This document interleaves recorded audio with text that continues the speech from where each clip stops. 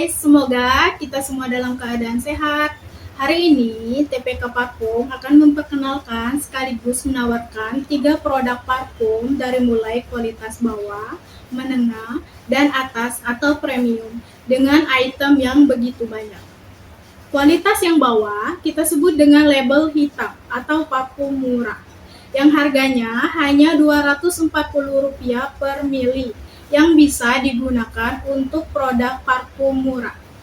Dan di kualitas menengah kita sebut dengan kualitas standar yang bisa bertahan 6 jam sampai 7 jam pemakaian dengan variasi harga kisaran antara Rp450 per mili sampai dengan Rp650 per mili.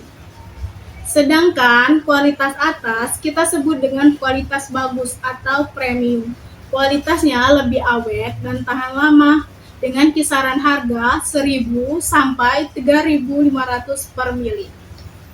Oke, sekian dulu video perkenalan produk parfum kami. Semoga kalian suka dan pantengin terus video-video kami selanjutnya. Dan jangan lupa like, komen, dan subscribe. Bye-bye, terima kasih.